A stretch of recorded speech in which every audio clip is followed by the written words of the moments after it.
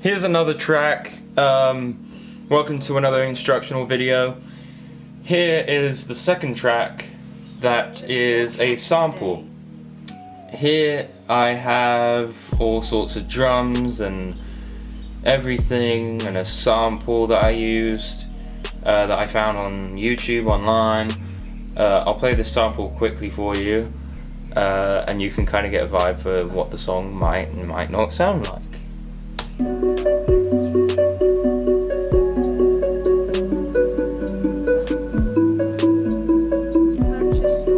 So it's a very chilled out, sort of plucky, stringy sort of sound. It's very simple, just a dun dun dun dun dun dun dun dun, and it just goes up and down in octaves and all that good stuff.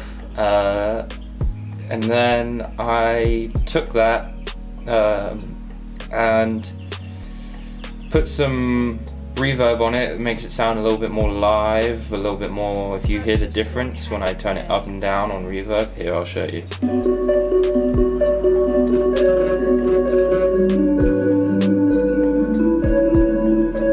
So it sounds like it's very roomy, and then if I turn it off,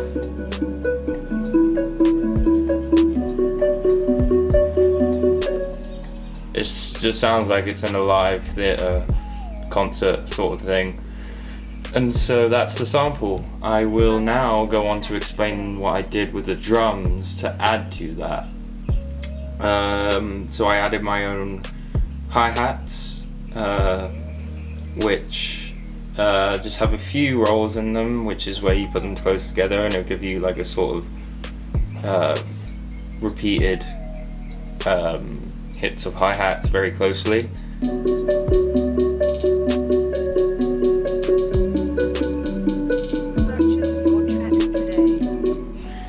So that's pretty cool. That's how I've done that. I've just drawn them in, and they're also offbeat as well. I like doing a lot of offbeat stuff that I mentioned in the last video. I think I did. It just gives it a little bit more of a feature to it, and just sounds very cool to me. But once I add the snare, you'll be able to tell the real difference. Here's the snare.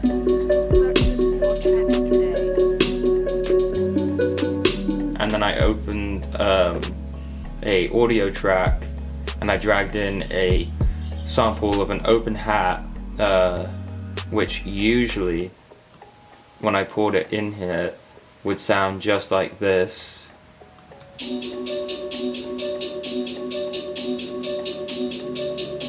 And then what I did is I took some of the parts out of it and I put them in different places that the actual original was, and it sounds like this now.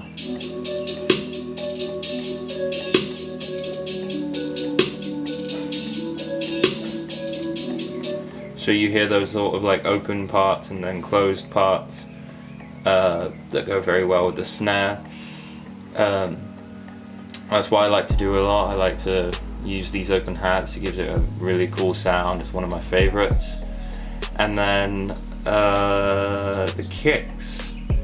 As I mentioned before, the not on this video, but as I mentioned in the last video, that the kicks just kind of vary on how everything is going with each sound individually, and you just sort of mix in the kicks that sound good and sound like it's in rhythm. Here on this one, actually I put like some with the snare that gives it a sort of different vibe. I'll play it and you'll hear the difference, what I'm talking about.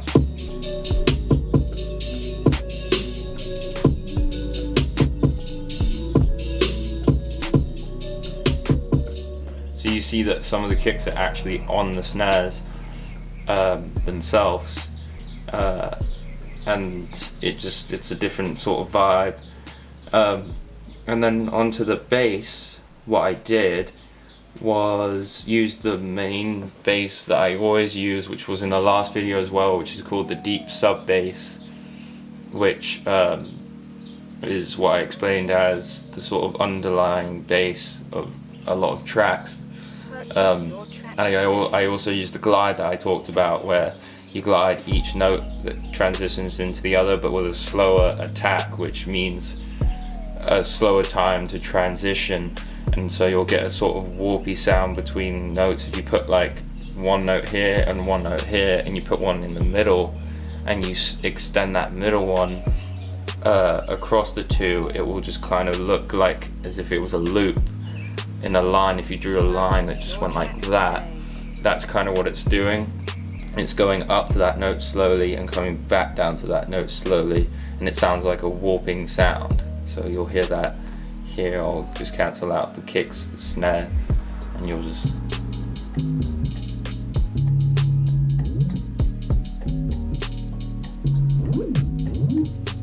So that sort of weird noise, something that I also really like to do, like I said with the open hats that I messed around with.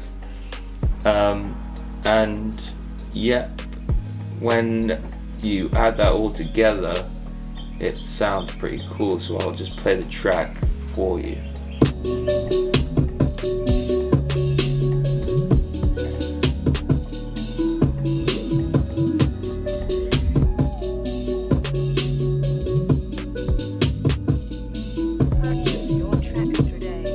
So it's pretty cool.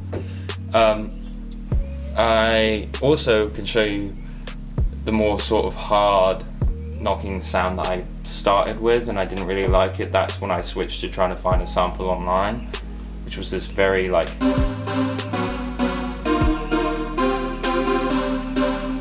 very housey, sort of trance, sort of just thumpy sound, which gives it more of a harder trappy sort of sound. And I'll show you what that sounded like. I didn't really like it, but I thought I'd just show you, because mostly I try and start all my tracks from scratch, and if that ends up not going very well, then sampling is my plan B.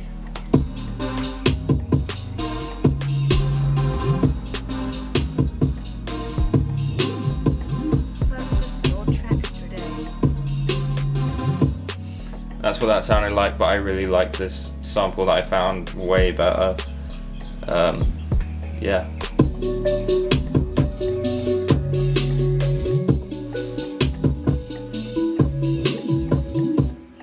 So yeah, that is a brief rundown of another track of mine, which is a sample track, which is a lot different. There's also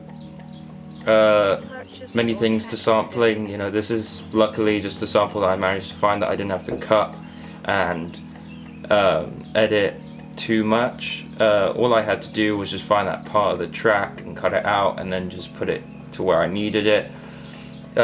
Sometimes tracks are a little bit too slow, so you like the original ones on YouTube, so if they're too slow, you'd have to find out their BPM and then synchronize it with the drums and stuff that you already have in there, and you would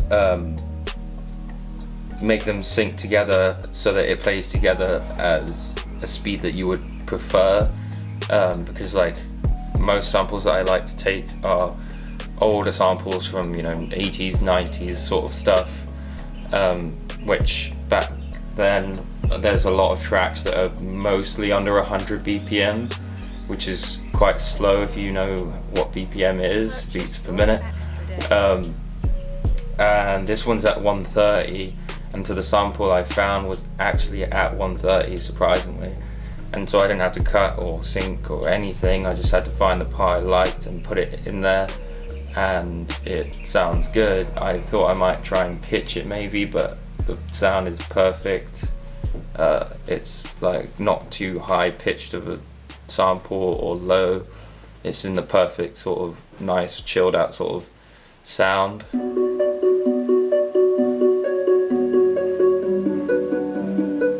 And so yeah, that's a brief rundown of this track. I hope you guys took a lot from it. It's a very fun process to make these samples work with your drums and whatever you might want to do to it. It's a really fun process. You know, like making remixes is a big thing I do. Sampling tracks for beats to give to people is something I do. So this one, for example, is actually something I might be giving to someone to record with, and you know, it's just very fun. But all in all, that's a brief rundown of how I made this track. I hope it was instructional and helped you learn different things in Logic, which is the software I use. But yeah, I do hope you guys learned a lot from it, and let me know if you would like to learn anything else. But this isn't very detailed, but it does give you a good insight to how things work in Logic. You know, many people come into the music producing scene and they think like, oh, like this looks really confusing, all these things on this screen probably look really confusing to you, but it really is a lot easier than you would think. So yeah, it's been good to have been able to teach you guys a few things about how to make tracks. I might be doing more in the future, who knows, but that is a wrap for this one, for sampling. Yeah, I hope you guys enjoyed, and I will see you guys later maybe.